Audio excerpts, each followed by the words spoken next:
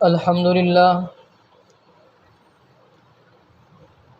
لله وكفى وسلام على عباده الذين اصطفى أما بعد فأعوذ بالله من الشيطان الرجيم بسم الله الرحمن الرحيم يا أيها الذين آمنوا بالله ورسوله سبحان ربك رب العزة عما يصفون وسلام على المرسلين والحمد لله رب العالمين اللهم صل على سيدنا محمد وعلى آل سيدنا محمد وبارك وسلم اللهم صل على سيدنا محمد وعلى آل سيدنا محمد وبارك وسلم اللهم صل على سيدنا محمد وعلى آل سيدنا محمد وبارك وسلم۔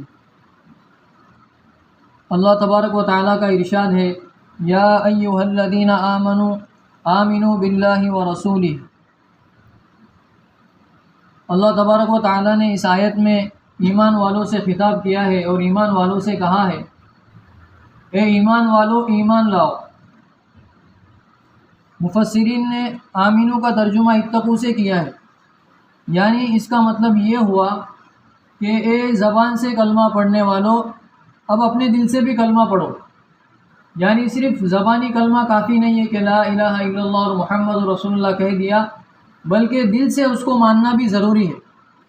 اگر دل سے اس کو نہیں مانیں گے تو حقیقی ایمان والے نہیں کہلائیں گے۔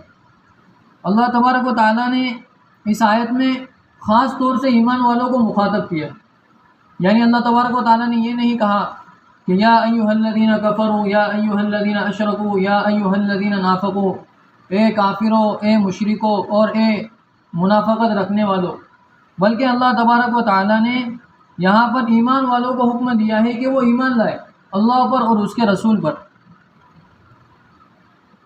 اب ہمارا معاملہ ایسا ہے کہ جب کسی کو دعوت دو، مسلمان کو بتاؤ کہ دین اسلام کی یہ بات ہے، ایمان لانا اتنا ضروری ہے، اور صحابہ کرام کا ایمان کا معیار یہ تھا، تو سامنے سے یہ الفاظ سننے کو ملتے ہیں کہ یار ہم تو مسلمان ہیں، ہم کو دعوت کی کیا ضرورت ہے، ہم تو مسلمان ہیں، ہم کو ایمان کی کیا ضرورت ہے، ہمارے پاس تو ایمان پہلے سے ہے، ہمارے پاس تو ایمان اور اسلام پہلے سے ہے، ہم کو ایمان اور اسلام کی کیا ضرورت ہے۔ اور دعوت دینے والے سے یہ کہا جاتا ہے کہ آپ جا کے کافر اور مشرکوں کو دعوت دو کیونکہ ان کے پاس ایمان نہیں ہے۔ حالانکہ اللہ تبارک و تعالیٰ اس آیت میں فرماتے ہیں یا ایھا الذین آمنوا باللہ ورسولہ، اے ایمان والو تم ایمان لاؤ۔ اللہ تبارک و تعالیٰ ایمان والوں کو ہی ایمان لانے کی دعوت دے رہے۔ تو یہ کہنا کہ ایمان کی ضرورت مسلمانوں کو نہیں ہے، ایمان والوں کو نہیں ہے، وہ تو کافروں کو ضرورت ہے، مشرکوں کو ضرورت ہے، تو یہ بات کہنا قرآن و حدیث کے مزاج کے خلاف ہے، بلکہ ایمان بنانے کی ہر ایک کو ضرورت ہے، اور خاص طور سے جو ایمان والے ہیں ان کو تو اپنے ایمان کی اور زیادہ فکر کرنی چاہیے۔ اللہ تبارک و تعالیٰ نے اس میں جو ہم سے ایک مطالبہ کیا ہے ایمان لانے کا، تو ہم اس کو ایک مثال سے سمجھے کہ ایک ہوتا ہے ایمان کی حقیقت اور ایک ہوتی ہے ایمان کی صورت، ایک ہوتی ہے ایمان کی حقیقت اور ایک ہوتی ہے ایمان کی صورت۔ جس کو ہم اس مثال سے سمجھیں گے کہ جیسے عجائب گھر ہوتا ہے، یعنی جہاں پر لوگ گھومنے کے لیے جاتے ہیں اور عجیب عجیب چیزیں وہاں پر رکھی ہوئی ہوتی ہیں، تو وہاں پر شیر بھی ہوتا ہے، وہاں پر چیتا بھی ہوتا ہے، اور اس کے علاوہ دیگر مخلوقات بھی ہوتی ہے، لیکن وہاں کا جو شیر ہوتا ہے اس کو دیکھنے کے بعد کسی کے بھی پسینے نہیں چھوٹتے اور کوئی بھی پریشان نہیں ہوتا، کسی کو بھی اپنے بچاؤ کی فکر نہیں ہوتی۔ تو یہ وہ شیر ہے جو صورتاً شیر ہے، یعنی اس کی جو شکل صورت ہے وہ کیسی ہے، شیر جیسی ہے، حقیقت میں یہ شیر نہیں ہے۔ لیکن اسی کی جگہ پر اگر ہم لوگ دیکھیں گے کہ جنگل میں کوئی شخص جا رہا ہو اور جاتے جاتے ایک وہ مقام ایسا آیا کہ سامنے سے اس کو شیر آتا ہوا نظر آئے۔ اب جب شیر اس کو سامنے سے آتا ہوا نظر آئے گا تو اب سوچو کہ اس کی کیفیت کیا ہوں، اس کے ذہن میں فوراً یہ چیز آئے گی کہ بھائی پہلے یہاں سے کیسے بھاگوں، دائیں طرف بھاگوں، بائیں طرف بھاگوں، وہاں آگے پیچھے کدھر بھاگوں۔ اور دوسری چیز اس کے جسم کے اوپر یہ طاری ہوں گی کہ اس کے جسم پہ پسینہ آنا شروع ہو جائے گا، یار یہ شیر سے مجھے بچنا ہے، اگر میں اس شیر سے نہیں بچتا ہوں تو یہ شیر تو میرا قیمہ بنائے گا اور مجھ کو کیا کرے گا، کھا ڈالے گا۔ تو اب دیکھو دونوں جگہ پر شیر ہے، عجائب گھر میں بھی شیر دیکھا گیا اور جنگل میں بھی شیر دیکھا گیا، لیکن پہلے شیر کو دیکھنے کے بعد کچھ بھی نہیں ہوا اور دوسرے شیر کو دیکھنے کے بعد پسینے چھوٹ گئے اور اپنے بچاؤ کی فکر دامنگیر ہو گئی. تو دونوں میں فرق یہی ہے کہ جو جنگل والا شیر ہے وہ حقیقی شیر ہے، اور جو عجائب گھر کا شیر ہے وہ ڈپلیکیٹ شیر ہے، وہ نقلی شیر ہے. تو پہلے شیر سے انسان نہیں ڈرا اور دوسرے شیر سے ڈر گیا. اسی طریقے سے آج ایمان والے کی کیفیت ہے کہ ایمان والے آج کثیر تعداد میں ہے، لیکن کیسے ہے؟ اس عجائب گھر کے شیر کی طرح ہے کہ ان کو کوئی ڈرنے کے لیے تیار نہیں، ان کی بات ماننے کے لیے کوئی تیار نہیں، ان کی عزت کرنے کے لیے کوئی تیار نہیں، ان سے معاملہ کرنے کے لیے کوئی تیار نہیں، ان کو ادھار دینے کے لیے کوئی تیار نہیں. یہ کس وجہ سے ہوا؟ کہ ہم نے صورتاً ایمان اپنایا ہے کہ بھائی اللہ اللہ کہہ دیا اور چند نمازیں پڑھ لی اور چند پروگرام میں شرکت کر لی، ہو گئے مسلمان. جبکہ صحابہ کرام کی زندگی اس کے برخلاف تھی. صحابہ کرام حقیقتاً ایمان والے تھے، وہ اپنے ایک ایک مسئلے کو اللہ تبارک و تعالیٰ سے حل کرتے تھے. تو اس لیے ہم کو یہ کوشش کرنا چاہیے کہ صورت والا ایمان ہمارے پاس ہے لیکن حقیقت والا ایمان ہمارے پاس نہیں ہے. اس لیے ہم کو حقیقت والے ایمان کو اپنے اندر لانے کی کوشش کرنا چاہیے. ایک شاعر نے بہت اچھی بات کہی ہے کہ غالباً علامہ اقبال کا ہی یہ شعر ہے کہ زبان سے کہہ بھی دیا لا الہ تو کیا حاصل، زبان سے کہہ دیا لا الہ الا اللہ تو کیا حاصل، دل و نگاہ مسلمان نہیں تو کچھ بھی نہیں، دل و نگاہ مسلمان نہیں تو کچھ بھی نہیں. جیسے ہم دیکھو کہ بعض اگر لوگوں سے پوچھو کہ آپ مسلمان ہو تو وہ کہتے ہیں کہ ہاں، لیکن مسجد کے بازو میں ہی ان کا دکان ہے اور نماز کا وقت ہو چکا ہے اور نماز کا وقت ہونے میں ابھی جماعت کھڑنے میں 2-3 منٹ باقی ہے، لیکن وہ نماز کے لیے نہیں آتا، وہ نماز کے لیے نہیں آتا. اب آپ سوچو کہ یہ حقیقتاً مسلمان ہے یا صورتاً مسلمان؟ صرف صورتاً مسلمان ہے کہ داڑھی رکھ لی ہے اور کلمہ پڑھتا ہے، لیکن حقیقت میں ایمان اس کے اندر نہیں، اللہ کو مانتا ہی نہیں ہے. اگر اللہ کو وہ رازق مانتا تو دکان کو فوراً چھوڑ کے کدھر آ جاتا؟ مسجد میں آ جاتا. اس کا مسجد میں نہ آنا یہ بتا رہا ہے کہ وہ اوپر سے مسلمان ہے، اندر سے مسلمان نہیں ہے. تو اس لیے کوشش یہ کرنی چاہیے کہ ہمارے اندر ایمان آئے. شادی بیاہ کے موقع پر کیا ہوتا ہے کہ بھائی شادی بیاہ کے موقع پر اللہ تبارک و تعالیٰ کا حکم ہے، اللہ کے نبی کا حکم ہے، آسان نکاح کرو، اس میں زیادہ شوشہ مت کرو. لیکن صورتاً مسلمان ہے، قاضی سے نکاح پڑھوائیں گے اور مہر وغیرہ مقرر کروائیں گے، خطبہ پڑھوائیں گے، لیکن جن چیزوں سے شادی میں منع کیا گیا ہے ان سے نہیں رکیں گے. تو اس کا مطلب کیا ہوا کہ صورتاً مسلمان ہے، حقیقتاً مسلمان نہیں ہے. اب ایمان کی تعریف یہ ہے، ایمان کس کو کہتے ہیں، ایمان ہے کیا چیز؟ تو ایمان کے لیے سب سے پہلی چیز اللہ کے نبی صلی اللہ علیہ وسلم نے جو تعریفیں علماء کرام نے کی اس میں یہ ہے کہ نبی صلی اللہ علیہ وسلم کی طرف سے جتنی بھی باتیں ہم کو بتائی گئی ہے ان کو سچے دل سے ماننا اور تسلیم کرنا. جیسے بہت سارے لوگ ہیں کہ فجر کی نماز کو تو وہ مانتے ہیں کہ فجر کی نماز ہے، فرض ہے، پڑھنا چاہیے، 2 رکعتیں ہیں، مسجد میں پڑھنا چاہیے اور صبح نیند کے وقت پڑھنے کی نماز ہے. تو مانتے تو سب ہے، اس کو مانتے تو سب ہے کہ بھائی یہ فجر کی نماز ہے، لیکن دل سے اس کو تسلیم نہیں کرتے. دل سے اگر پوچھا جائے تو دل سے یہ آواز آتی ہے یار یہ کیا صبح صبح ٹینشن میں ڈال دیا، یہ کیا صبح صبح پریشان کر دیا، اور ابھی تو نیند کا وقت ہے اور ہوا کے جو ہے تو اچھے جھونکے چل رہے ہیں اور اس وقت کیا پریشان کر دی. تو اس سے یہ بات ثابت ہو رہی ہے کہ ایمان کو لوگ ظاہر سے تو مانتے ہیں کہ یار ہے، سب چیزیں ہیں، کرنا چاہیے، یہ ہے وہ ہے، لیکن حقیقت میں جب اس کو ماننے کی بات آتی ہے تو لوگ کیا ہو جاتے ہیں، اس سے پھر جاتے ہیں. اس لیے ہم لوگ جو پڑھتے ہیں نا ایمان کے بارے میں کہ آمنت باللہ و ملائکتہ و کتبہ و رسلہ والیوم الآخر والقدر خیرہ و شرہ من اللہ تعالی والبعث بعد الموت، کہ میں اللہ پر ایمان لایا اور اس کے فرشتوں پر ایمان لایا. اللہ تبارک و تعالیٰ کے فرشتوں پر بھی ایمان لانا چاہیے. گزشتہ رات میں کل بتایا گیا تھا تراویح کے بعد کہ فرشتے اللہ تبارک و تعالیٰ کی طرف سے انسان کی مدد کرتے ہیں. اگر انسان مشکل میں ہو، پریشانی میں ہو، اور بعض دفعہ ہوتے ہیں نا کہ بھائی گاڑی چلاتے ہوئے ایسا ہوا کہ گاڑی گرنے کے قریب تھی لیکن اچانک گاڑی واپس سیدھی چلنا شروع ہوئی، تو انسان پریشان ہوتا ہے کہ بھائی یہ اچانک کیا ہوا میرے ساتھ، میرا تو بیلنس آؤٹ ہو چکا تھا، میں تو اب گرنے والا تھا، اب یہ تو گاڑی بالکل کھائی کے قریب گئی تھی اور گرنے والی تھی. تو انسان ایسے موقع پر پریشان ہوتا ہے. تو لیکن جو اللہ تبارک و تعالیٰ نے جن کو عقل دی ہوتی ہے اور فہم دیا ہوتا ہے وہ سوچتے ہیں کہ یہاں پر یقیناً اللہ تبارک و تعالیٰ کی طرف سے کوئی مدد ہوئی. بھائی کوئی چیز ایسی ہوتی ہے کہ بھائی گاڑی ہمارے بالکل ایکسیڈنٹ ہونے کے قریب ہے، ہم سے بالکل مطلب وہ ہم کو لگنے ہی والی ہے، لیکن اچانک کچھ ایسی چیز گھٹ جاتی ہے کہ وہ ہم بچ جاتے ہیں. اس سے ہزاروں واقعات ہمارے سامنے دن رات میں کے مشاہدات میں آتے. تو یہ کون کرتا ہے؟ یہ جو ہماری گاڑی کو جو بیلنس آؤٹ ہوا تھا اس کو بیلنس کو اس کے سیدھا کر دیا اور جو گھاٹ میں گاڑی گرنے والی تھی اس کو گھاٹ میں گرنے سے بچا لی. یہ وہی اللہ تبارک و تعالیٰ کے فرشتے ہوتے ہیں جن کو اللہ تبارک و تعالیٰ نے انسان کی مدد اور نصرت کے لیے بھیجا ہوتا ہے۔ لیکن جس کی آنکھ جو ہے وہ بند ہوتی ہے اللہ تبارک و تعالیٰ کی نعمتوں سے، وہ انکار کر دیتا ہے کہ بھائی میں نہیں بچا ہے۔ کیا کہتا ہے وہ؟ میں نہیں بچا ہے، میرے ہی کمال سے بچا ہے۔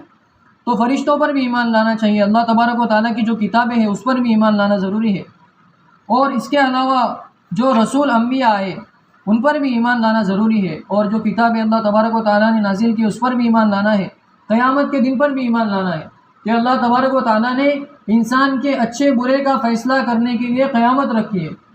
آج ہم دیکھیں کہ کسی کے ساتھ غلط کام ہوتا ہے، کسی کے بھائی کا مرڈر ہوتا ہے اور کسی کی 10 ایکڑ زمین ہڑپ لی جاتی ہے، وہ مقدمہ دائر کرتا ہے کہ فلاں صاحب میرا کیس لڑو، اور پھر وکیل اس سے بھاری قیمت وصول کرتا ہے کہ بھائی اتنے میں نہیں ہوگا اور دینا پڑیں گے، وہ لیتا ہے۔ پھر جج صاحب الگ سے ان کا جو ہے تو وقت مانگا جاتا ہے، اور 10 سال تک 20 سال تک مقدمات چلتے ہیں۔ وہ انسان دنیا سے رخصت ہو جاتا ہے لیکن ان کو انصاف دیکھنے کے لیے نہیں ملتا۔ تو یہ جو دنیا میں ناانصافی ہو رہی ہے، آج جو بڑے بڑے بدمعاش ہیں اور اس کے علاوہ جو بڑے بڑے ڈاکو ہیں، چور ہیں، وہ روزانہ کسی نہ کسی کے مال پر ناجائز قبضہ کرتے، ان کو تو انصاف دلانے والا کوئی نہیں۔ پولیس بھی ان کے جیب میں ہے، جو بڑے بڑے ڈان ہیں، بڑے بڑے گنڈے ہیں، ان کے پولیس بھی ان کی بات مانتی۔ اب اس کو تو انصاف دنیا میں نہیں ملا، اب دنیا میں انصاف اس کو نہیں ملا تو اس کا مطلب اس کو انصاف کہاں ملے؟ اگر ایسے ہی مر جائے انسان تو پھر اس کو تو انصاف ملا ہی نہیں، یعنی اس کے کریٹر نے اس کے ساتھ کیا کی؟ ناانصافی کی اور اس کے ساتھ غلط کیا۔ تو اللہ تبارک و تعالیٰ فرماتے ہیں کہ دنیا میں چند دن کے لیے تیرے ساتھ ناانصافی ہوں گی، یقیناً ہوں گی۔ کبھی کبھی ایسا ہوتا ہے کہ بڑا بھائی باپ کے انتقال کے بعد چھوٹے بھائیوں کی تمام چیزیں ہڑپ لے جاتے ہیں۔ چھوٹے بھائیوں کے ساتھ کیا انصاف ہوا دنیا میں؟ وہ ویسی زندگی گزارتے ہیں چھپر میں۔ تو اللہ تبارک و تعالیٰ یہ بتاتے ہیں کہ دنیا میں تھوڑے وقت کے لیے تمہارے ساتھ ناانصافی ہوں گی، لیکن کل قیامت کے دن میں تمہارے ساتھ انصاف کروں۔ اور اللہ تبارک و تعالیٰ فرماتے ہیں ان اللہ سریع الحساب، کہ اللہ تبارک و تعالیٰ 10 سال کیس نہیں چلائیں گے۔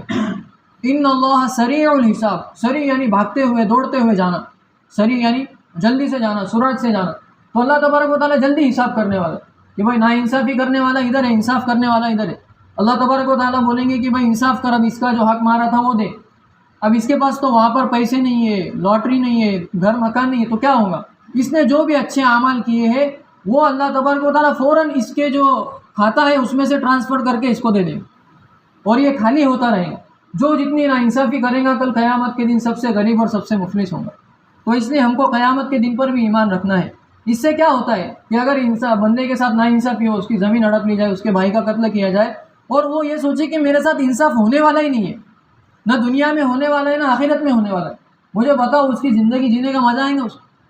وہ تو روزانہ ڈپریشن میں جائے گا، روزانہ ڈپریشن کی گولیاں کھائے گا کہ یار میرے ساتھ تو ایسا ہوا، اور پولیس بھی میری بات نہیں مان رہی، کورٹ میں بھی میرا جو ہے تو مقدمہ حل نہیں ہو رہا۔ وہ روزانہ صبح اٹھ کے یہی سوچتا رہے گا شام میں۔ اور جو آج کل جو کیس ہوتے ہیں نا، بھائی خودکشی کر لی، یہ کس وجہ سے ہوتے؟ انصاف نہیں ملنے کی وجہ سے۔ جو شیتکری آتم ہتیا کرتے ہیں، جو کھیت والے آتم ہتیا کرتے ہیں، کیوں کرتے ہیں؟ کیونکہ ان کو انودان دینے کی بات ہوتی ہے، دیا ہی نہیں جاتا، انصاف ہی نہیں کیا جاتا ان کے ساتھ، تو اس لیے وہ مرتے ہیں۔ لیکن اللہ تبارک و تعالیٰ کی بارگاہ میں ایسا نہیں ہے، اللہ تبارک و تعالیٰ فوراً انصاف کریں گے۔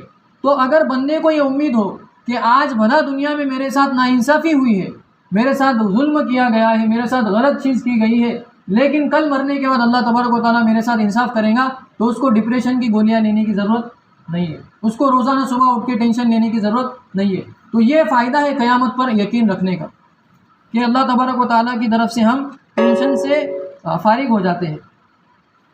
اب اللہ تبارک و تعالیٰ کی طرف سے جو ایمان ہم کو دیا گیا ہے، ایمان کیا ہے؟ کہ بعض لوگ تو وہ ہوتے ہیں کہ بھائی اللہ تبارک و تعالیٰ ہی سے ہوتا ہے، باقی کسی سے کچھ نہیں ہوتا، یہ کہتے ہیں، اور وہ اسباب کی بھی نفی کر دیتے ہیں۔ اسباب کی نفی یعنی کیا ہے کہ بھائی چیزوں سے کچھ نہیں ہوتا، چیزوں سے کچھ نہیں ہوتا۔ جیسے ہماری گاڑی ہے، ہم گاڑی پر بیٹھ کر جو ہے تو ایک سفر طے کرتے ہیں، تو بعض لوگ بولتے ہیں کہ بھائی اس سے بھی کچھ نہیں ہوتا۔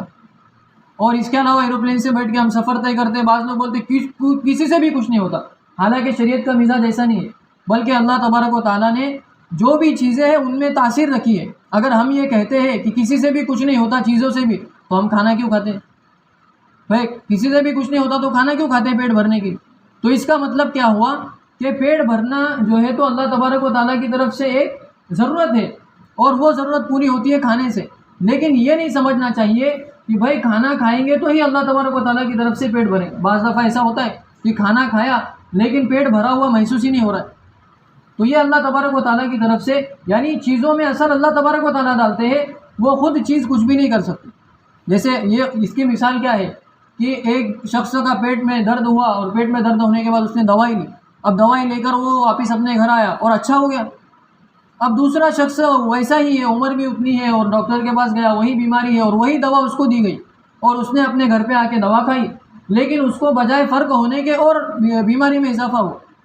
تو اس کا مطلب کیا ہوا؟ اس سے کیا بات ظاہر ہوتی ہے کہ اصل جو چیز ہے شفا دینے والی، وہ گولی نہیں ہے، بلکہ وہ اللہ تبارک و تعالیٰ کی ذات ہے جو اس میں اثر ڈالتی. پہلے کو جو فائدہ ہوا وہ اس وجہ سے ہوا کہ اللہ نے اس میں فائدہ ڈال دیا، اور دوسرے کو جو فائدہ نہیں ہوا وہ اس وجہ سے کہ اللہ تبارک و تعالیٰ نے اس میں سے فائدہ نکال لیا. تو ہم کو چیزوں کو اتنا ہی سمجھنا چاہیے کہ چیزیں اپنے اندر تاثیر رکھتی ہے اسی وقت جب کہ اللہ تبارک و تعالیٰ اس کے اندر اثر رکھیں گے.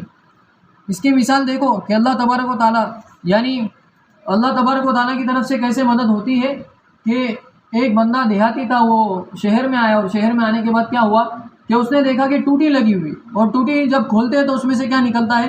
پانی نکلتا ہے. اب وہ ٹوٹی جو ہے تو وہ دیوار پہ لگی ہوئی تھی، اور وہ ٹوٹی جب بھی کھولتے ہیں تو پانی لگتا ہے. اب اس نے کیا کیا؟ وہ ٹوٹی نکالی، اور ٹوٹی نکال کے فوراً، اور دیہات کے لوگ ہی ویسے ہوتے ہیں خطرناک، تو اس نے ٹوٹی نکال کے فوراً اپنے دیہات میں گیا اور اپنے دیہات کی جو دیوار تھی وہ دیوار پہ لگایا. اب وہ ٹوٹی کھول رہا ہے، پانی نہیں آ رہا. ٹوٹی کیا کر رہا ہے؟ کھول رہا ہے، پانی نہیں آ رہا. اب وہ تو پریشان ہو گیا کہ یار شہر والے کیا کون سی کرامت کر رہے ہیں، وہ یہ پانی کیوں نہیں آ رہا؟ وہاں پہ پانی آ رہا تھا، یہاں پہ کیوں نہیں آ رہا پانی؟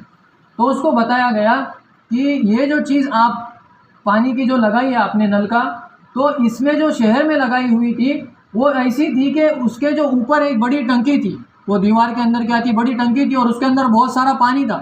جب وہ ٹوٹی کھولنے جاتی تو ٹوٹی میں سے پانی نہیں آتا، بلکہ پانی کدھر سے آتا تھا؟ اس ٹنکی میں سے آتا تھا، اس لیے پانی آتا ہوا آپ کو نظر آتا تھا. اور آپ نے جو ٹوٹی لگائی اس کے بیک گراؤنڈ میں کوئی بھی چیز نہیں ہے، کوئی ٹاکی نہیں ہے، کوئی اس میں پانی بھرا ہوا نہیں ہے، تو اس میں سے پانی کیسا آئے گا؟ تو ظاہر میں کیا دکھ رہا ہے ہم کو کہ پانی کس سے آ رہا ہے؟ ٹوٹی سے آ رہا ہے، لیکن پانی کدھر سے آ رہا ہے؟ اس حوض سے اور اس ٹنکی سے آ رہا ہے. تو اس کا کیا ہوا ادھر؟ اس کو یہ بات سمجھ میں آئی کہ حقیقت میں کوئی نہ کوئی چیز بیک گراؤنڈ میں ہوتی ہے. تو ہم جو بھی اپنے زندگی میں کام کرتے ہیں، جو بھی ہم لوگ اپنے زندگی میں معاملات کرتے ہیں، تو یہ ہم کر رہے ہوتے ہیں، لیکن اس کے پیچھے بیک گراؤنڈ میں کون ہوتا ہے؟ وہ اللہ تبارک و تعالیٰ کی ذات ہوتی ہے. تبھی جا کر ہمارے کام ہوتے ہیں، تبھی جا کر ہم اپنے جو ہے تو منصوبوں میں کیا ہو جاتے ہیں؟ سکسیس ہوتے ہیں. تو اس لیے یہ چیز سے ہم کو بھی سمجھنا چاہیے کہ بیک گراؤنڈ میں جب تک اللہ تبارک و تعالیٰ کی طاقت نہیں ہوں گی ہم کچھ بھی نہیں کر سکتے. اب آخری مثال دے کے انشاءاللہ بات ختم کرتے ہیں کہ اللہ تبارک و تعالیٰ نے موسیٰ علیہ السلام سے پوچھا، یعنی یہ قرآن کی مثال ہے. قرآن سے تو ایسی باتیں سمجھ میں آ جاتی ہے کہ انسان مطلب بڑے بڑے لیکچر دے اور 1900 صفحات پڑھے تب بھی وہ بات سمجھ میں نہیں آتی جو قرآن کی ایک چھوٹی سی آیت سے سمجھ میں آتی. اللہ تبارک و تعالیٰ نے حضرت موسیٰ علیہ السلام سے پوچھا، یعنی آپ دیکھو کہ نفع نقصان کا مالک اللہ تبارک و تعالیٰ ہے. چیزوں میں نفع رکھنا اللہ کی طرف سے ہے، نقصان رکھنا اللہ کی طرف سے. ایک بندہ دودھ پیتا ہے، موٹا تازہ ہو جاتا ہے، اور دوسرا بندہ دودھ پیتا ہے، فوڈ اس کو کیا ہو جاتا ہے، جو کیا کہتے ہیں، وہ جو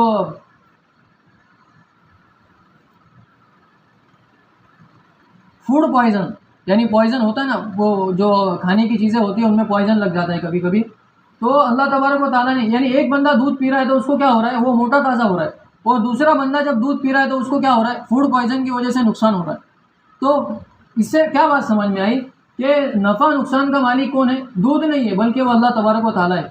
اور اللہ تبارک و تعالیٰ نے حضرت موسیٰ علیہ السلام سے پوچھا، وَمَا تِلْكَ بِيَمِينِكَ يَا موسیٰ، اے موسیٰ تمہارے ہاتھ میں کیا ہے؟ حضرت موسیٰ علیہ السلام کی لاٹھی ہوتی تھی. تو حضرت موسیٰ علیہ السلام نے کہا، ہی عصای، کہ یہ میرا عصا ہے، یہ میری لکڑی ہے، اور اس سے میں کیا کرتا ہوں؟ اللہ تبارک و تعالیٰ نے پوچھا کہ بھائی اس سے کیا فائدے ہیں، اس سے کیا کرتے ہو؟ تو حضرت موسیٰ علیہ السلام نے کہا، اتوکل علیہا، کہ میں اس پر ٹیک لگاتا ہوں. انسان کے پاس ایسی لکڑی ہوتی ہے نا، وہ تھوڑا سا اس پہ ٹیک لگانے کے لیے، تو ٹیک لگاتا ہوں. وَأَحُشُّ بِهَا عَلَى غَنَمِي، اور میں اس سے اپنی بکریاں ہانکتا ہوں. بکریاں ہانکنا ہوتی ہے تو تھوڑا سا مارنے کے لیے لکڑی بھی لگتی ہے. وَلِيَ فِيهَا مَآرِبُ أُخْرَى، اور اس کے علاوہ بہت سارے فائدے ہیں میرے اس میں، یعنی بہت سارے کام کرتا ہوں. کہیں اگر مجھ کو بکری کو چارہ کھلانا ہوتا ہے تو جھاڑ پہ وہ ڈال دیتا ہوں لکڑی اور کھینچ لیتا ہوں تو بکریاں چارہ چرتی. اس کے علاوہ بہت سارے فائدے ہیں. تو اللہ تبارک و تعالیٰ نے، اب حضرت موسیٰ علیہ السلام کے ذہن میں کیا ہے کہ لکڑی مجھے فائدہ پہنچا رہی ہے اور لکڑی سے میں تو فلاں کام کر رہا ہوں، لکڑی سے میں تو فلاں کام کر رہا ہوں۔ اللہ تبارک و تعالیٰ نے کہا فَأَلْقِهَا يَا مُوسَىٰ، اے موسیٰ اس کو زمین پہ ڈال دو۔ اللہ تبارک و تعالیٰ نے کیا کہا؟ اے موسیٰ اس کو زمین پر ڈال دو۔ پھر حضرت موسیٰ علیہ السلام نے جیسے ہی اس کو زمین پہ ڈالا فَإِذَا هِيَ حَيَّةٌ تَسْعَىٰ، تو وہ ایک دوڑتا ہوا اژدہا اور سانپ بن گیا۔ کیا بن گیا؟ فَإِذَا هِيَ حَيَّةٌ تَسْعَىٰ، فوراً جیسے ہی ڈالا وہ کیا ہو گیا؟ سانپ بن گیا۔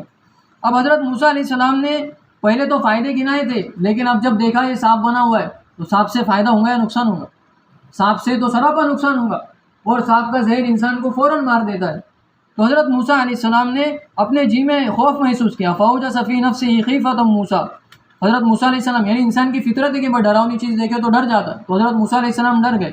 تو اللہ تبارک و تعالیٰ نے صرف اتنا بتانا تھا کہ جس میں تم اب تک سمجھ رہے تھے کہ اس میں فائدہ ہے، اللہ تبارک و تعالیٰ نے چند سیکنڈوں کے اندر اس کو ایسا کر دیا کہ اس میں سے فائدے کو نکال دیا اور نقصان اس میں ڈال دیا۔